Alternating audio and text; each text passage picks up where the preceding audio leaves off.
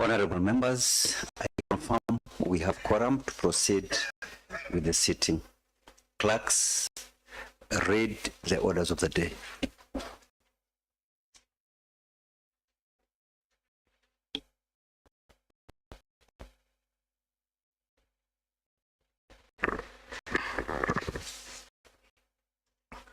Order number 1, administration of oath.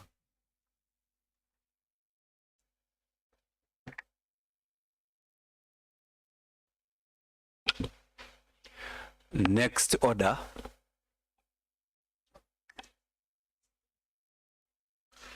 Order number 2, communication from the chair.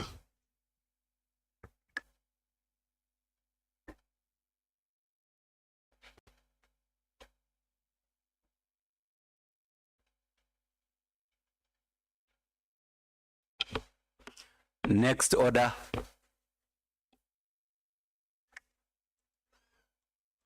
Order number 3, messages.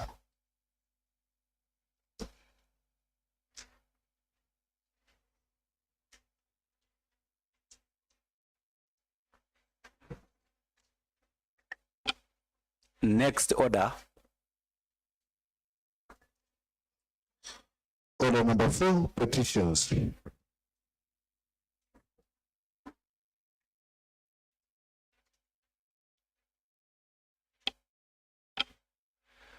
Next order. Order number 5, papers.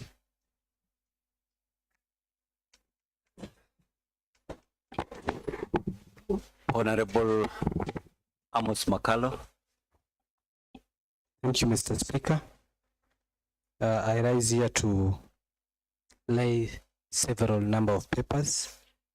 Allow me to lay them as in total, that is each paper. Mr. Speaker, I rise to lay a paper on Public Accounts and Investment Committee, a response to a statement sought by Honorable Peter Shambi on the status of the Taita Taveta Investment and Development Corporation. I again lay a paper, I lay a report of the Public Accounts and Investment Committee on report of the Public Investment Committee on the examination of the report of the Auditor General of the Taita Taveta County Investment and Development Corporation for the year ended 30 June 2024. Again, I lay a paper before this House, the report of the Public Accounts and Investment Committee on the review of the Auditor General report on Tavevo Water and Sewerage Company Limited for the year ended 30 June 2024. I also lay a report on the Public Accounts and Investment Committee on the review of the general report on the financial statements of the Taveta County Emergency Fund for the year ended 30 June 2024. Finally, a report of the Public Accounts and Investment Committee on the review of the general report on the financial statement of the Taveta County Revenue Fund for the year ended 30 June 2024. Thank you, Mr. Speaker. Mr. Speaker, I rise to lay a paper on the status report of the Committee on Implementation on the mapping and elimination of asbestos roofing within Taita Taveta County.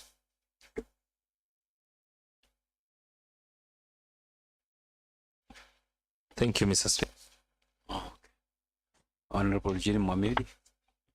Thank you, Mr. Speaker. I rise to lay on the table of the floor of the House a report on the Select Committee on Budget, Finance and Appropriation on the consideration of the Taita Taveta County Finance Bill, Taita Taveta County Bill number 5 of 2025.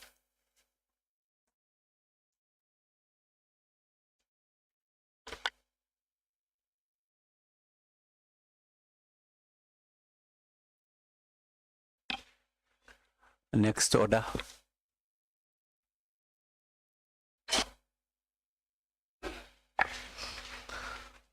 Order number 6, notices of motion.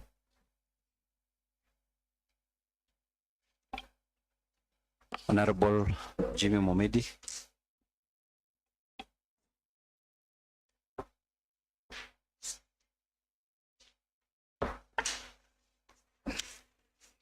Thank you, Mr. Speaker, sir. I rise on a notice of motion, adoption of the report of the Select Committee on Budget, Finance and Appropriation on the consideration of the Taita Taveta County Finance Bill, Taita Taveta County Bill number 5 of 2025. Thank you, Mr. Speaker, sir.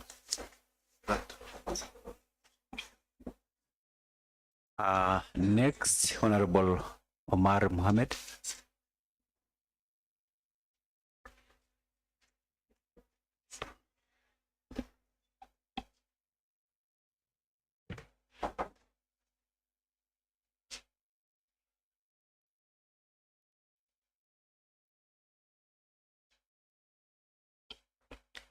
Honorable Jimmy, back to you again. Can you read the whole notice of motion? Kindly.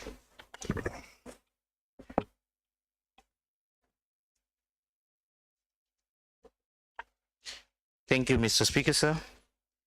Once again, I rise on a notice of motion, adoption of the report of the Select Committee on Budget, Finance and Appropriations on the consideration of the Taita Taveta County Finance Bill, Taita Taveta County Bill number 5 of 2025. That this third county assembly adopts the report of the Select Committee on Budget, Finance and Appropriation on the consideration of the Taita Taveta County Finance Bill, Taita Taveta County Bill number 5 of 2025, laid on the table of this House on 30th September 2025, afternoon sitting number 081, and its recommendation thereof. Thank you, Mr. Speaker, sir. Next, Honorable Omar Mohammed. Read also the whole notice of motion. Thank you, Mr. Speaker, sir. I rise to read a motion on provisional and display of identification tag for healthcare workers in Taita Taveta County. Mr. Speaker, sir, that aware that Article 43(1)(a) of the Constitution of Kenya 2010 guarantee every person of the right to the highest attainable standard of health, which include right to health care service. Further aware that the Constitution under Article 10 underscores the national value and principle of governance, such as transparency, accountability, integrity, and good governance, which must guide all public service delivered. Mr. Speaker, sir, recognizing that healthcare workers from the front line in the delivering of the essential service to the citizen in hospital, health centers, and dispensaries across the county, while interacting and being the point of contact to patients and members of the public seeking medical service on a daily basis. Concerning that, members of the public seeking medical service have often experienced difficulty in identifying healthcare providers due to lack of proper identification, thereby creating room for impersonation, negligence, extortion, and general mistrust between patient and health workers. Mr. Speaker, sir, further concerned that the case of malpractice and professionalism conduct go unreported or unpunished because patients are unable to identify the officers involved. Nothing that the absence of clear identification undermines accountability, erode public confidence in the health system, and compromise effective service delivered, acknowledging that healthcare facilities are sensitive environment where vulnerable patients deserve to know the identity of those entrusted with their treatment and care. Mr. Speaker, sir, Now, therefore, this County Assembly urged the County Executive Committee member of Health and Sanitation, Health Service to ensure that all healthcare workers in Taita Taveta County health facilities are issued with official identification tags, which must be visible, displayed at all times while on duty, as a measure to promote accountability, professionalism, security, and effective service delivery in the county health sector. Thank you, Mr. Speaker, sir.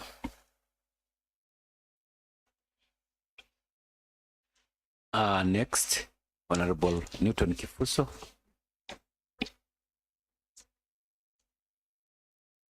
Thank you, Mr. Speaker, sir. Mr. Speaker, sir, I rise to move a notice of motion on adoption and approval of the report of the Committee on the Implementation on the Mapping and Elimination of Asbestos Roofing within Taita Taveta County. That this third County Assembly adopts and approves the report of Sectorial Committee on Implementation on the Mapping and Elimination of Asbestos Roofing within Taita Taveta County, laid on the table of this House on 30 September 2025 after sitting number 08 and its recommendation thereof. Thank you, Mr. Speaker. Next, Honorable Amos Makalo.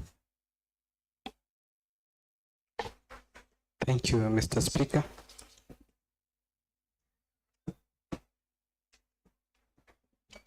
I rise to move a notice of motion on the adoption and approval of the report of the County Public Accounts and Investment Committee on the review of the Auditor General report on the financial statement of the Tavevo Water and Sewerage Company Limited for the year ended 30 June 2024.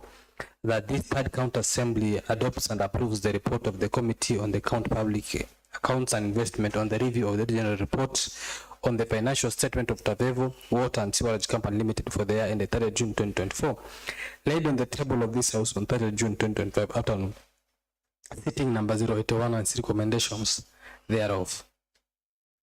Again, move a notice of motion on adoption and approval of the report of the County Public Accounts and Investment Committee on the review of the General Reports on the financial statement of the Taveta County Revenue Fund for the year ended 30 June 2024, that this third County Assembly adopts and approves the report of the Committee on Public Service, Public Accounts and Investment on the review of the auditor's reports of the financial statement of the Taveta County Revenue Fund for the year ended 30 June 2024, laid on the table of this House on 30 June 2025 at afternoon sitting number 081 and its recommendation thereof.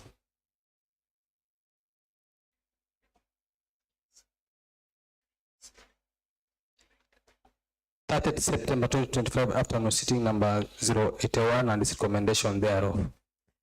I again move another notice of motion, adoption and approval of the report of the County Public Accounts and Investment Committee on the review of the regional reports on the financial statement of the Taveta County Emergency Fund for the year ended 30 June 2024.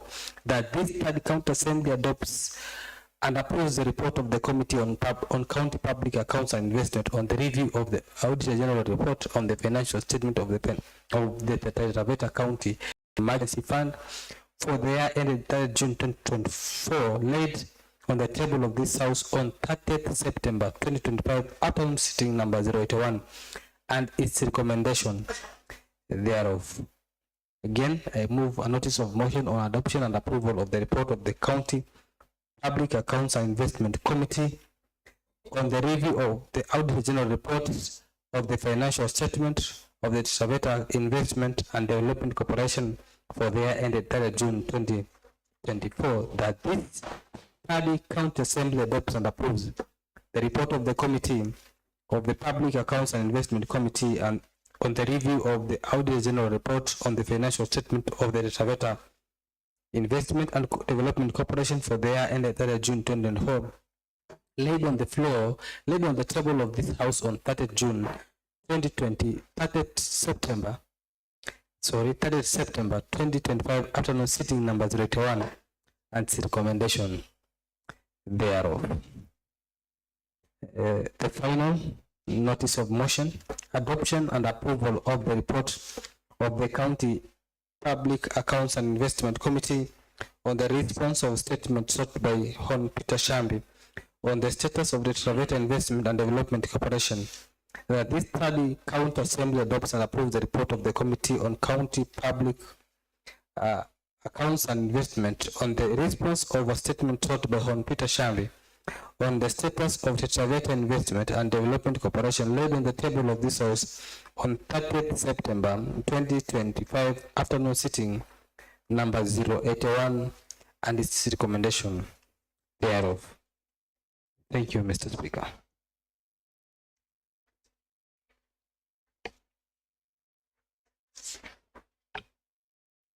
Next order.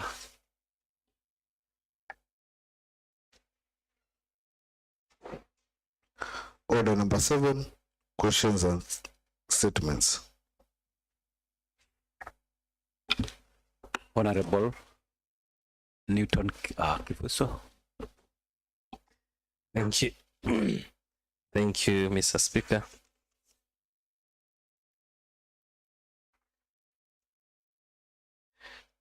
Mr. Speaker, sir, I rise to seek your statement on the illegal logging and harvesting of round poles in Kinyashamvua and Irizi forest. Let me restate afresh because I see I'm cracking ribs of some members.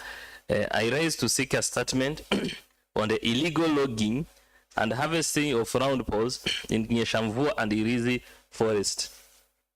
Mr. Speaker, sir, in line with the parliamentary best practices, presidents and convention and pursuant to the provisions of Taita Taveta County Standing Order number 61 relating to the sitting order number 7, question and statements, a member of the House can seek a statement requiring availability of information, clarification, or appearance on any substantive issue, circumstances, situations, and matters appertaining to the attention of county governments, the national government, or any public entity where such mandates related to the management of service and leadership to the citizen and institution as per the Constitution of Kenya 2010 and our current laws are concerned. Mr. Speaker, sir, in line with the foregoing, I hereby seek a formal statement regarding illegal logging and harvesting of round poles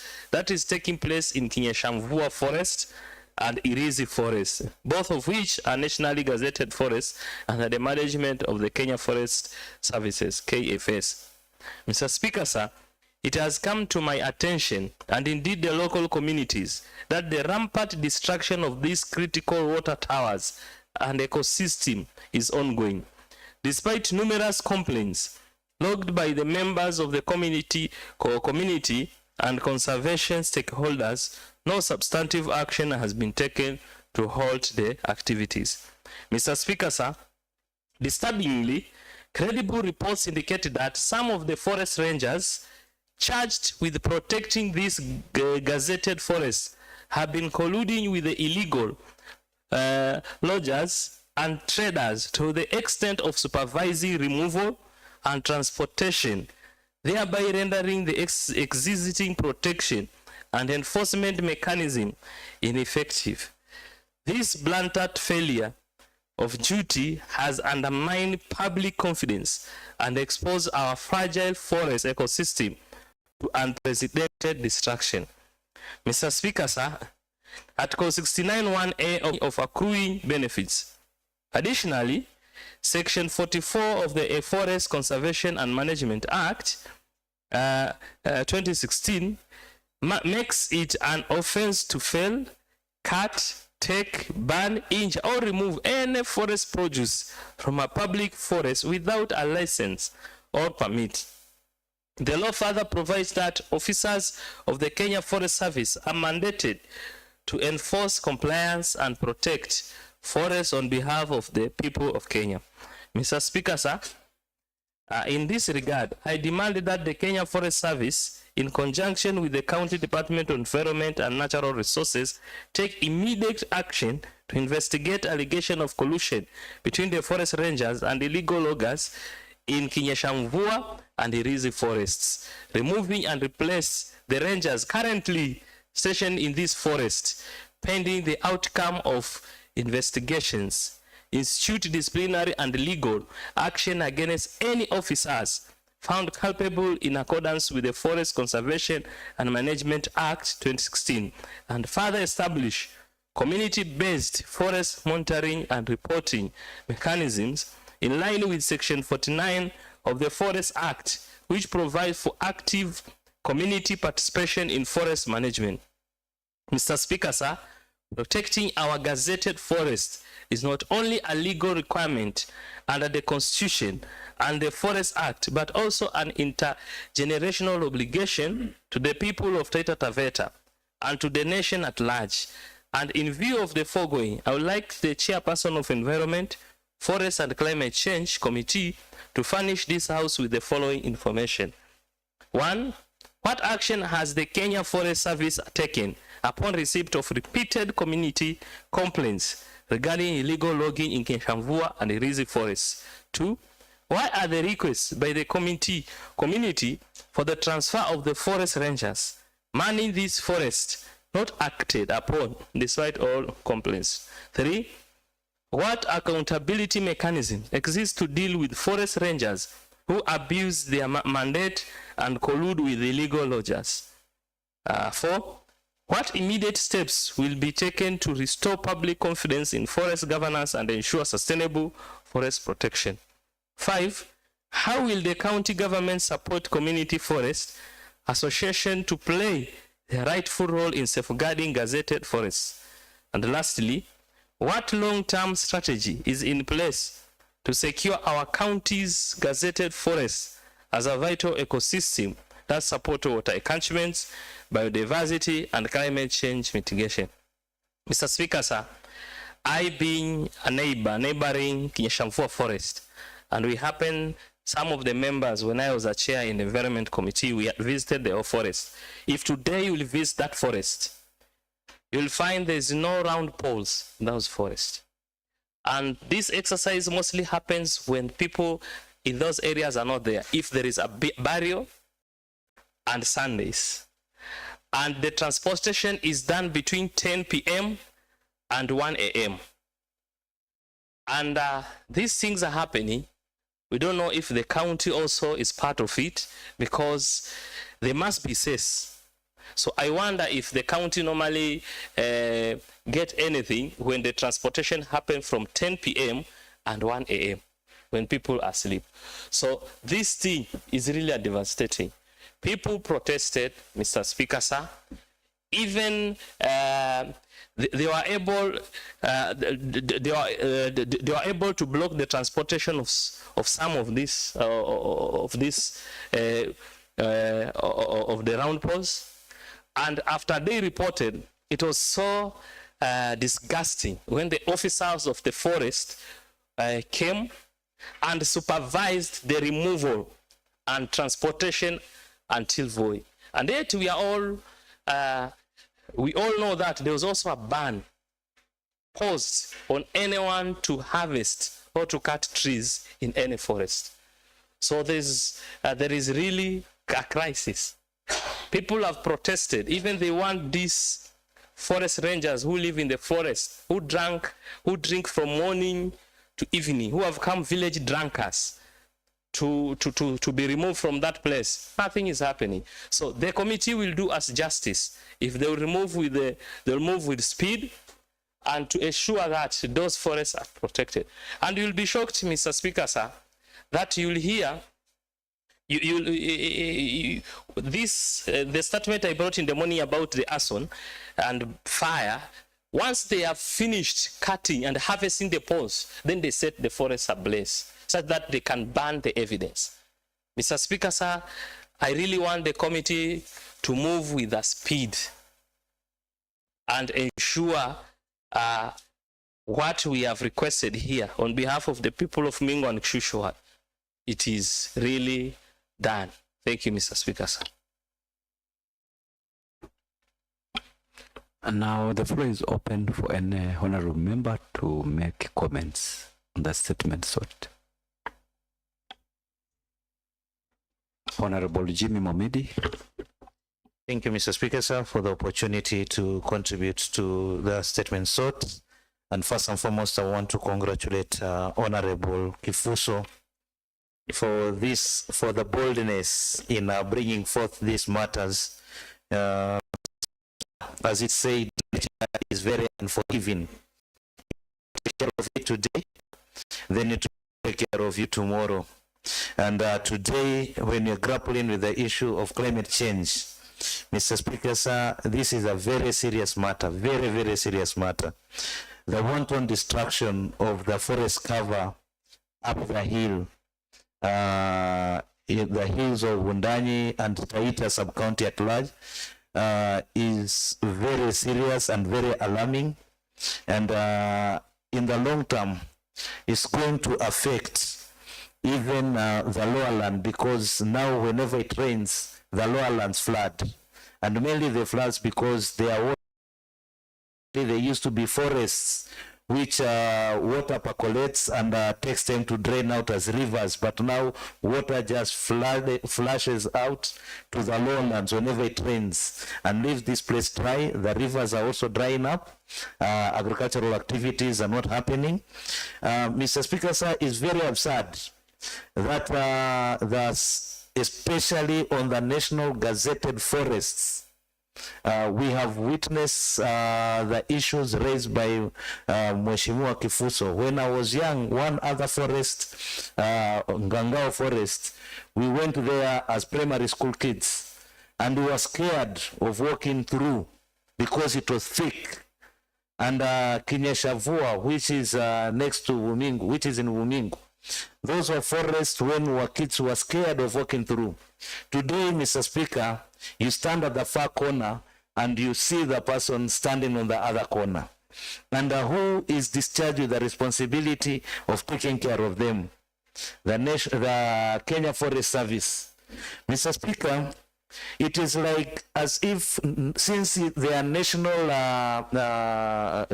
gazetted forests, then the community who are directly affected by the wanton destruction of it have no say to it.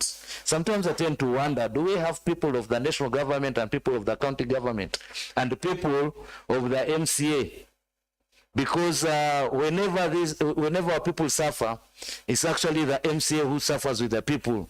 The issue raised by Mheshimiwa Kifuso, where even the community, and at that particular point they've informed the MCA, stop the transportation of these illegally logged trees. The Forest Service, which is discharged with the responsibility, actually facilitates for the perpetuation of that. Mr. Speaker, sir, much as I'm contributing to this statement, there is also an opportunity for us in this space that within the standing orders of this House even has the ability to summon anybody in this country.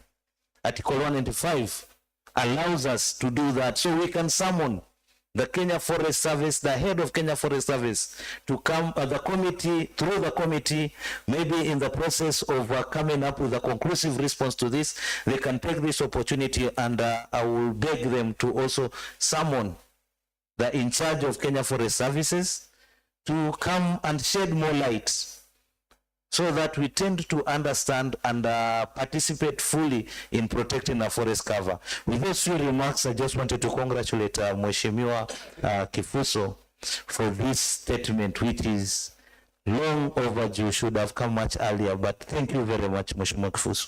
Thank you.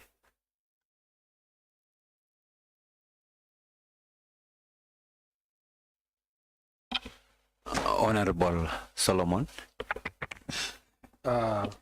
Thank you, Mr. Speaker. Mr. Speaker, I stand to make a follow-up on a statement that I sought on 15th of July, 1925. Honorable Jonas Solomon, just focus on the statement sought first, which is at hand now. Just comment on that one. I'll give you time. Fine.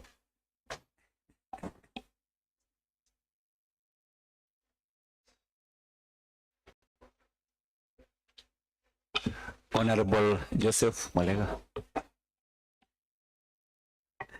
Asante sana Mheshimiwa Spika. Kwanza kabisa nataka nimshukuru Mheshimiwa Kifuso kwa kauli ambayo ameileta katika nyumba ya siku ya leo. Mheshimiwa Spika, ukweli ni kwamba mazingira ni kitu ya maana sana kuchungwa. Na katika kauli hii ambayo imeletwa na Mheshimiwa ni kwamba mazingira yetu sisi Taita Taveta County tumeweza kuyaharibu sana. Nakumbuka kwa miaka 20 ambazo zimepita, Mheshimiwa Spika, mazingira yalikuwa mazuri sana. Lakini baada ya kuachilia watu ambao hawachungi mazingira, wameenda wakikata miti ovyo ovyo na kuchoma misitu zetu. Mheshimiwa Spika, mahali natoka mimi ni Mwatate ward, katika sehemu ambazo ziko na changamoto sana ya maji. Na Mheshimiwa Spika, hii imechangiwa sana na kuharibu mazingira, kwa sababu mazingira na miti kama zimekatwa, Mheshimiwa Spika, basi hata maji basi inapungua, Mheshimiwa Spika. Kwa hivyo Mheshimiwa Spika, mahali natoka huko sehemu za Landi, Modambogo na Mgeno, Mheshimiwa Spika, sisi ndio tunapata shida sana kubwa kwa ajili huku milimani watu wameweza kuharibu mazingira. Na Mheshimiwa Spika, kauli hii imeletwa kwa wakati mwafaka na ninampongeza sana Mheshimiwa Kifuso. Na basi ni kuweza kuambia kwamba watu waweze kuchunga mazingira, na kila mahali watu wanapochunga mazingira basi kutakuwa na manufaa kwa kizazi ambacho kinakuja hapo mbeleni. Kwa asante sana Mheshimiwa Spika kwa nafasi ulionipatia.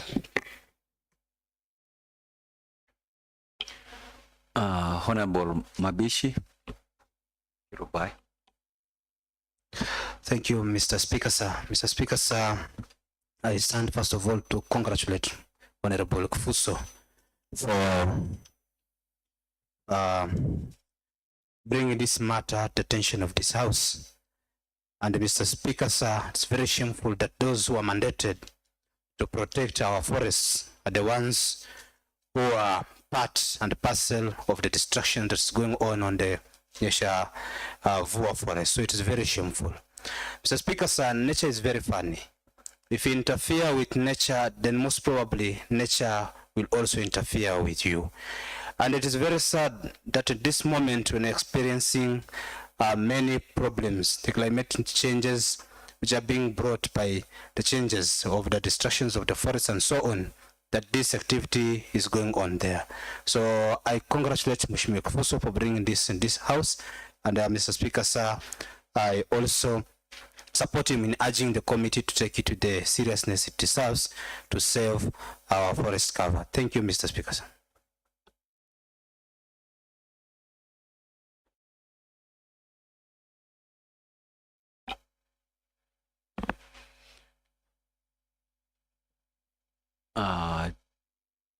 Chairperson, Environment, Forest and Climate Change Committee to respond.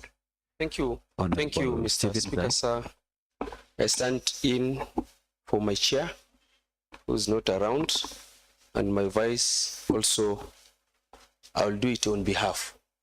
Thank you, Mr. Speaker. First, I would like to congratulate a member for Kishushe for coming up with this noble statement for the right time. Mr. Speaker, this we can treat it like emergency, and as a member of that committee, I will bring the progress report after 7 days. Thank you, Mr. Speaker, sir. Statement seeker, is that time frame sufficient? Just respond. Mr. Speaker, sir, I hope by the 7th day, the forest rangers will not be in that place. before the community conduct the largest demonstration I've ever been seen, because this thing is an urgent. The moment these things or those people continue to stay there even a day, more destruction will continue in the forest.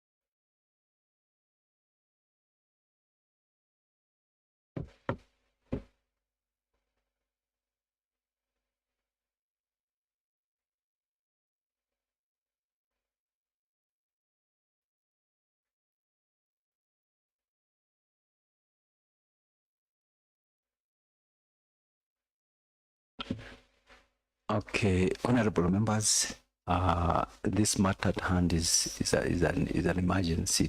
We are treating it as an emergency case because destroying our environment surely is not one of the best behavior. So I'll take this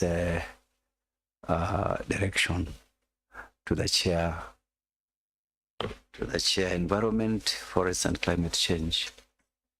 So immediately you contact our CCM, water, irrigation and climate, forest and climate change, to take a very quick action and liaise or call, come up with maybe a stop order to that effect, total stoppage of this further destruction of our forest covers in this county by latest 8 tomorrow in the morning, 8 a.m. So take that one and communicate very fast. Honorable Stephen, can you comment on the same? Thank you, Mr. Speaker, sir. As earlier said, this matter is an urgent matter. So the the step should be taken very fast so that to see how we can save the situation before it worsen. So thank you, Mr. Speaker, sir, for that direction.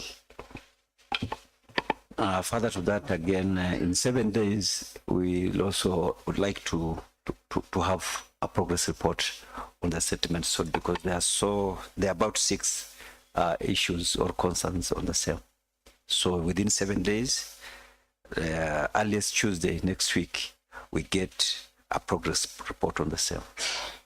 Okay, thank you. So we proceed with the next response. Honorable Newton Fuso. Thank you, Mr. Speaker, sir. That is sufficient.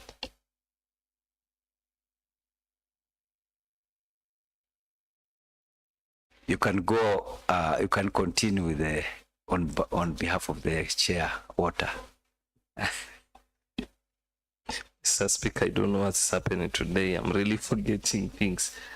Mr. Speaker, I stand on behalf of the chair, Water Committee, and the vice chair to read a progress report statement on the statement sought by Hon Jimmy on the status of compensation of parcel of land number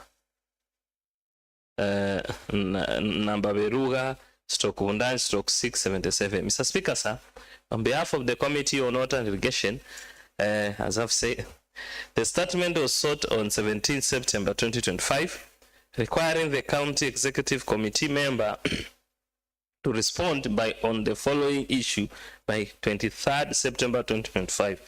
Whether a payment voucher for 500,000 being the assessed value of parcel number Beruga /Undani /677 was indeed raised in favor of Mr.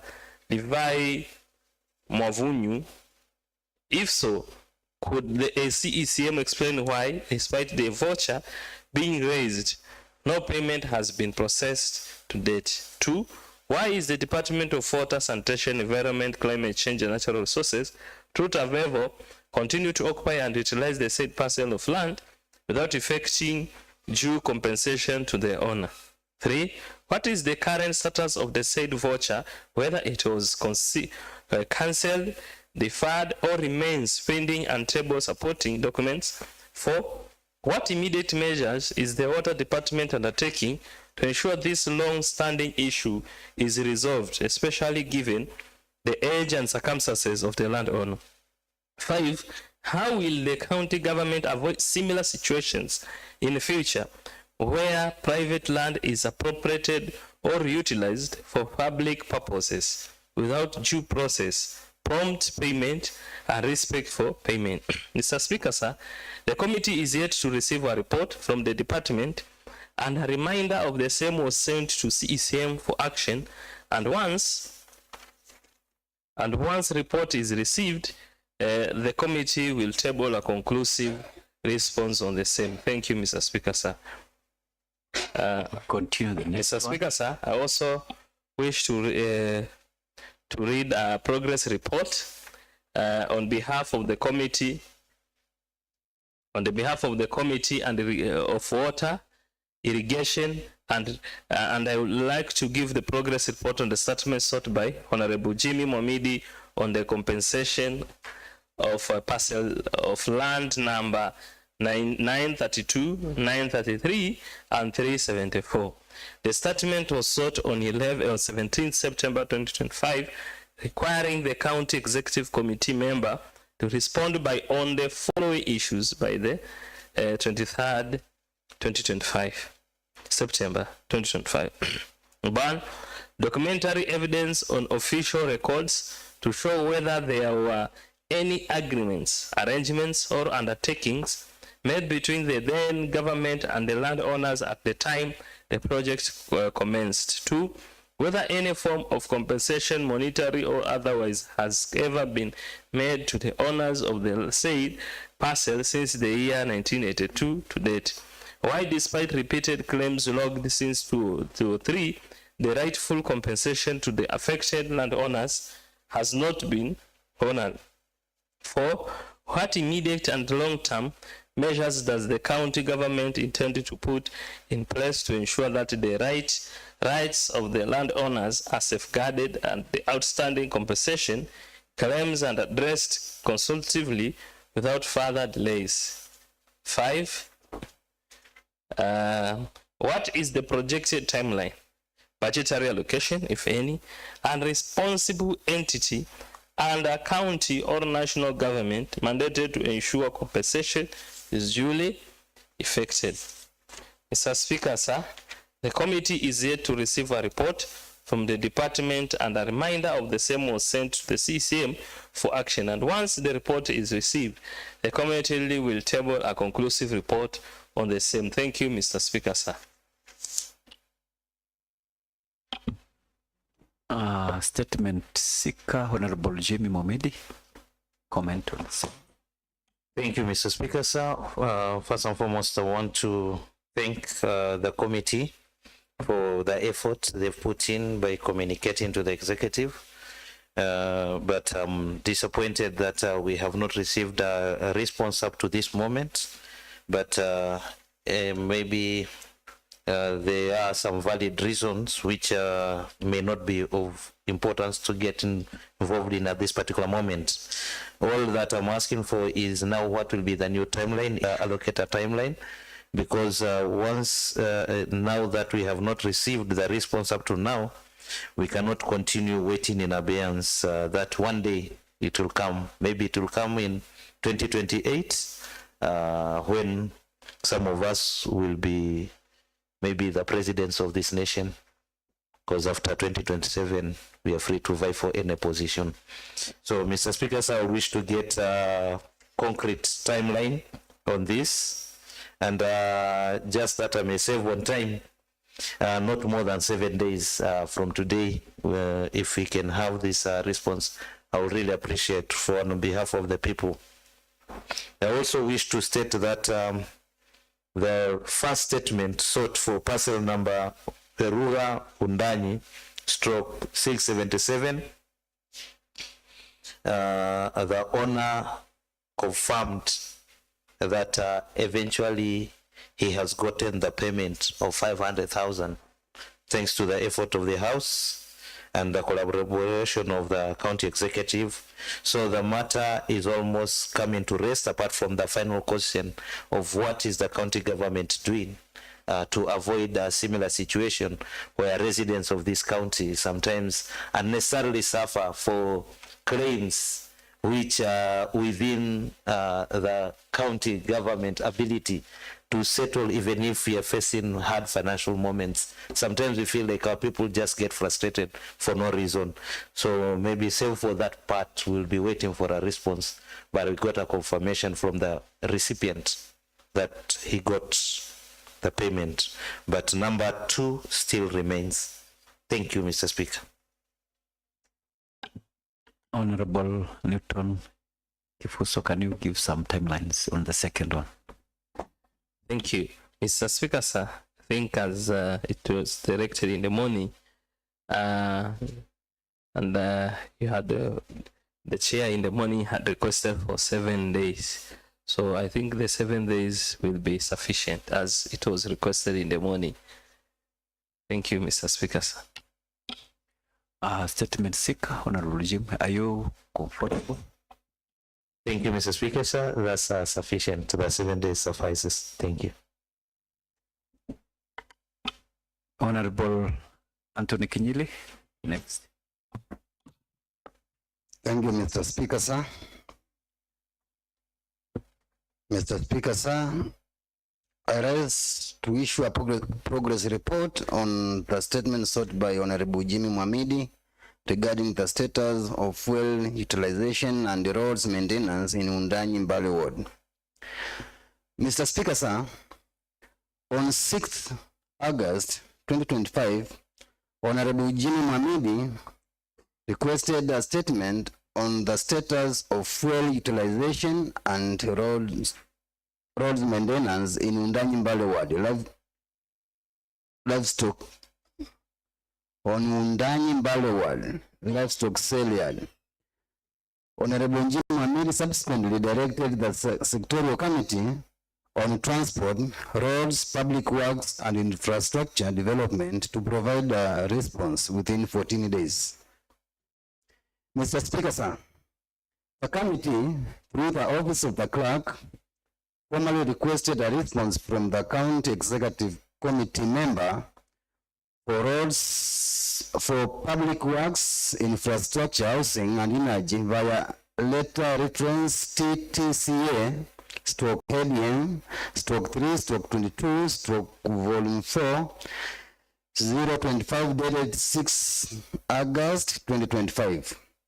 In response, the department is yet to avail a response regarding the status of fuel utilization and roads maintenance in Undanyi Mbale Ward. And as the chairperson, I have instructed a reminder to be written to the said department.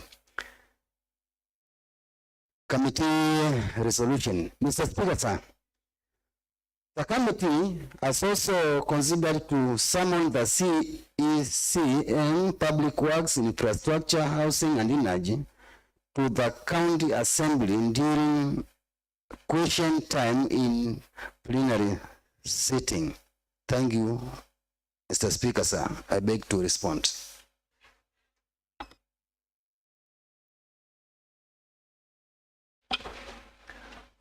Statement seeker, Honorable Jimmy Mwamidi, can you comment? Thank you, Mr. Speaker, sir, and for this opportunity. Mr. Speaker, sir, I want to recommend the committee.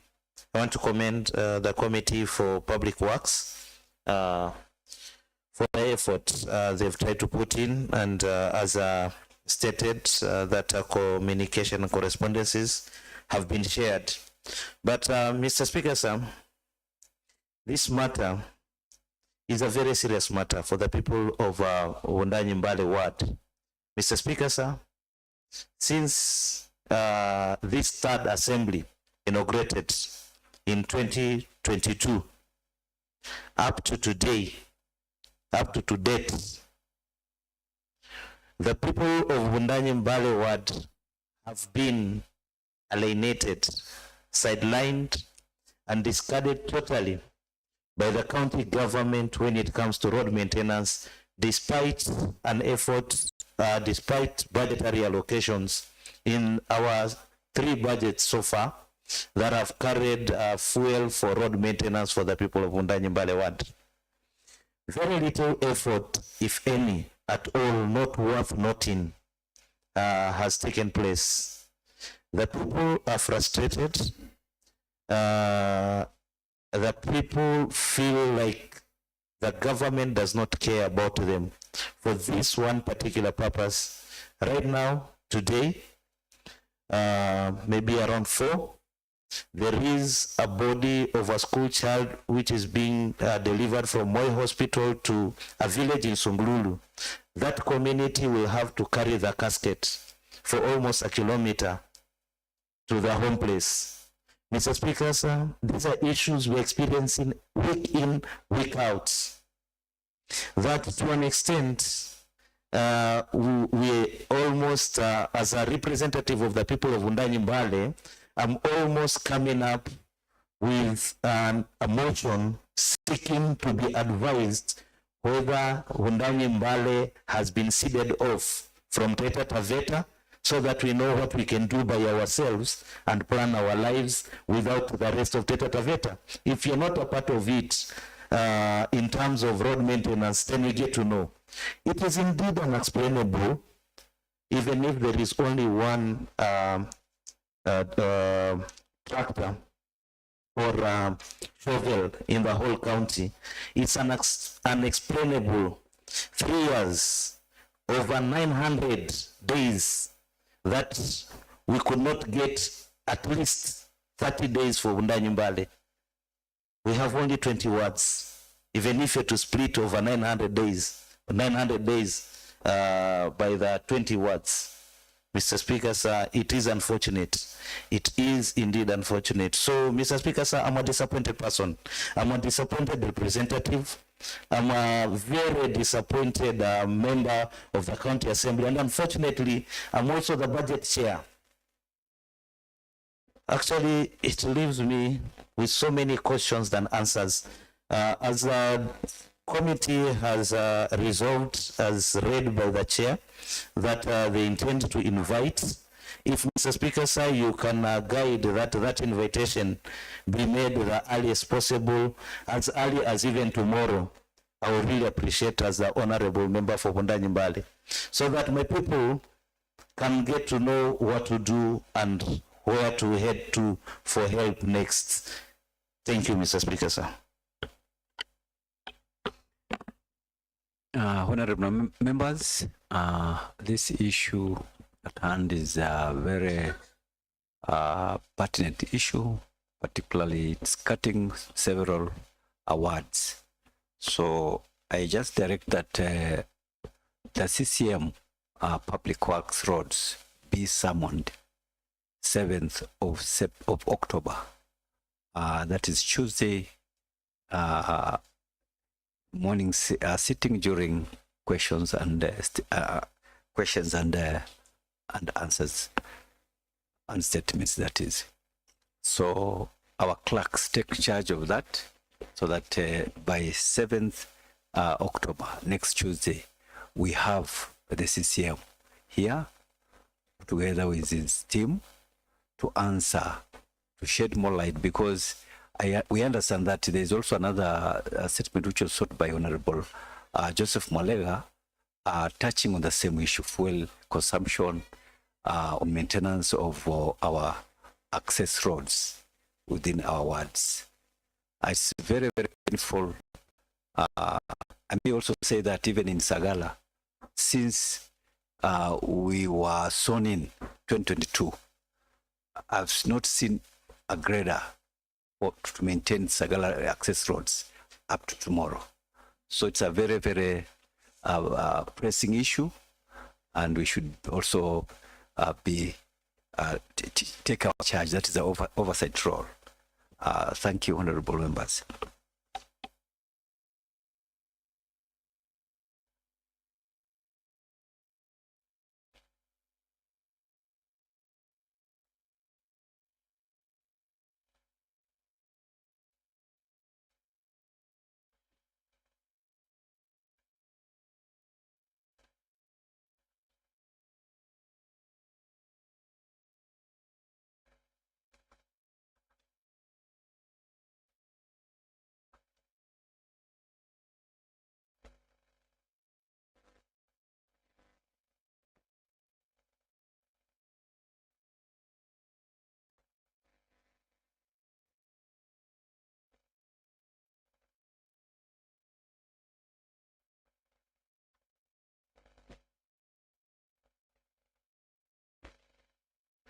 Okay, honorable members, after consultation with our clerks, we have pushed the question and answers for the CCM Public Works and Roads to be on 8th, not 7th.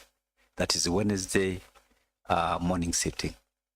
Thank you, honorable members. Next order.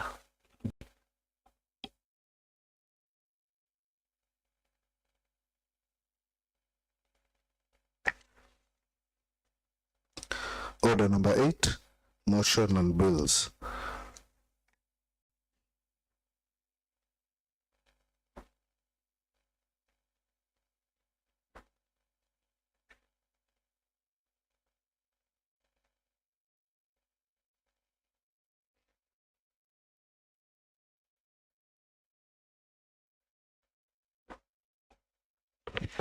Honorable members, let me take you back a bit. I had forgotten to give Honorable Jonas Solomon. So, Honorable Solomon, can you now take the floor? Thank you, Mr. Speaker. First of all, also, Mr. Speaker, let me apologize for the confusion which I caused. It was due to unforeseen case So I want to apologize for that. Mr. Speaker, I stand to make a follow-up on a statement that I sought on 15th of July regarding the status of Mbulia community land and the community land management community. The statement was directed to the chairperson of the Committee on Lands, Physical Planning and Urban Development. The chairperson made a commitment by assuring the House that a comprehensive response would be availed within 14 days from the date of the request. The statement sought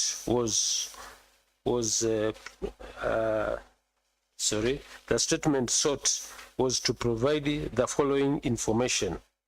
Number one was, when were the officials of the Mbulia community land elected? When were the officials of the Mbulia community land elected? And are their terms in line with the provisions of the Community Land Act 2016? Number two was, what is the total acreage of the community land belonging to the Mbulia community, and how much land was sold to Devik Steel Mills? Number three was, at what price per acre was the land sold to Devik Steel Mills, and what was the total amount received from the transaction?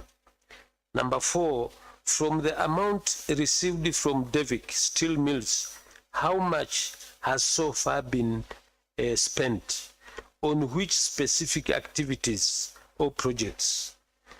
Number five, what is the current balance of the money received from Devik, and in which bank is the Mbulia Ranch Community account being operated? Number six, there are reports of ongoing land subdivisions on Mbulia community land. Was there prior consultation and due consent from the community members? If so, provide minutes or evidence of such consent. Number seven, what are the terms of reference or mandate of the Mbulia community land officials currently in office, and are they still legally valid considering their election which took place in 2022? Number nine and last question was, what grievances redress mechanism are in place to resolve disputes or concerns raised by the community members? Mr. Speaker, regrettably, as of today, the statement has not been presented on the floor of this House. Contrary to the commitments made, in light of the above, I respectfully urge the chairperson to expedite the preparation and also tabling of the statement at the earliest possible opportunity, and to provide an explanation for the delay. Mr. Speaker, sir, your guidance on this matter will be highly appreciated. Thank you, Mr. Speaker. Okay, I can see the chair lands. Is not present. Vice Chair. Is the Vice Chair present? Also, Vice Chair is not present.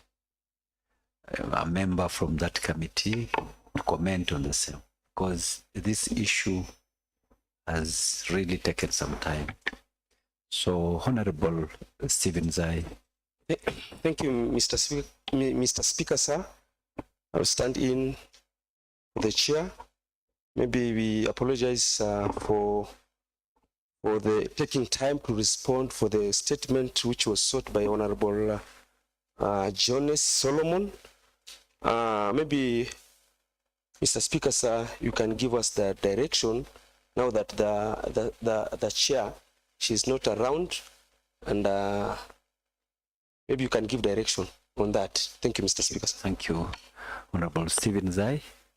I hereby direct within now 7 days, we get, even if it is not a full report, but a progress report on the same. So that is by Tuesday, we expect to have some progress report on the same. Could you comment on that one? Thank you, Mr. Speaker, sir, for that direction. We'll make sure after 7 days, we'll give the progress report. Thank you, Mr. Speaker, sir. Next order.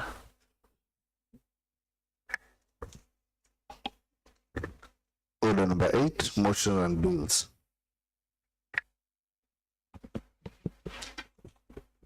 Other business. The House stands adjourned until Wednesday, 1st October 2025 at 9:30 a.m.